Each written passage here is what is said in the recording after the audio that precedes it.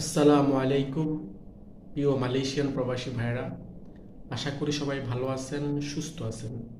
যে যেখান থেকে প্রবাস খুঁটিনাটি ফেসবুক পেজ ও ইউটিউব চ্যানেল দেখতেছেন, সবাইকে জানাই আন্তরিক অভিনন্দন ও ভালোবাসা। প্রিয় মালয়েশিয়ান প্রবাসী ভাইরা, আজকে আপনাদের সাথে গুরুত্বপূর্ণ দুইটা বিষয় নিয়ে কথা বলবো। অবশ্যই আমাদের সাথে থাকবেন, ভিডিও স্কিপ করবেন না। স্কিপ করলে হয়তো কোনো গুরুত্বপূর্ণ টিপস আপনার মিস হতে পারে।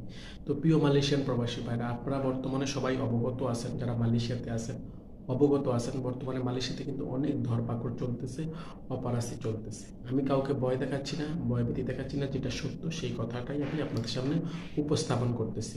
তো প্রিয় মালয়েশিয়ান প্রবাসী ভাইরা, আজকের মূল বিষয়টা হচ্ছে, আপনারা অলরেডি থাম্বনেল দেখে বুঝে গেছেন, তারপর আপনাদের সাথে আমি বিস্তারিতভাবে একটু আলোচনা করি।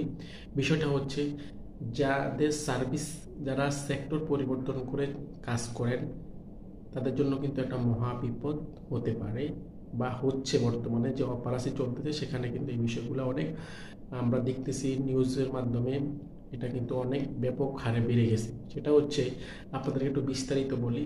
যদি কাউ কনস্ট্রাকশন ভিসা হয়, সে যদি সেক্টরে এসে কাজ করে, আর যাদের সেক্টরে ভিসা তারা যদি কনস্ট্রাকশনে কাজ করে, এখানে এটা হচ্ছে সম্পূর্ণ মালয়েশিয়া আইন অনুযায়ী, ইমিগ্রেশনের আইন অনুযায়ী এটা সম্পূর্ণ আপনি অবৈধ, আপনার কিজ্জা সালা। যেমন আরেকটু বিস্তারিত সেটা বলি। ধরেন আপনার পেশা হচ্ছে কনস্ট্রাকশন, আপনি কাজ করতেছেন shopping mall, restaurant, 5 star hotel. এখানে এটা কিন্তু আপনাকে যদি মালয়েশিয়া ইমিগ্রেশন আপনাকে যদি আটক করে, অ্যারেস্ট করে, তাহলে কিন্তু আপনার প্রথমে হবে কিজ্জা সালা। কারণ কেন?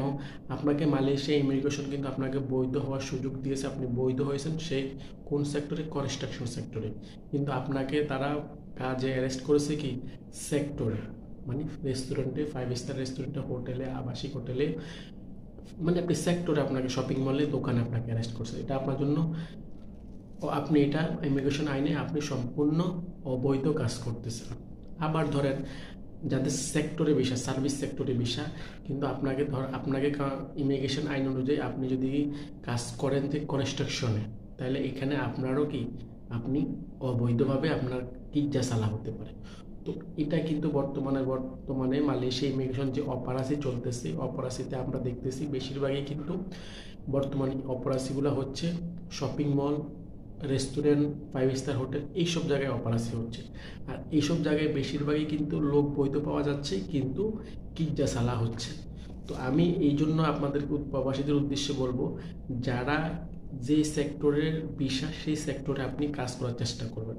আপনার সেক্টর যদি কনস্ট্রাকশন হয়ে থাকে, তাহলে আপনি কনস্ট্রাকশন সেক্টরে কাজ করবেন। আপনার বিষয় যদি সার্ভিস সেক্টরে হয়ে থাকে, তাহলে আপনি সার্ভিস সেক্টরে কাজ করবেন। এটা আপনার জন্য একটা ভালো।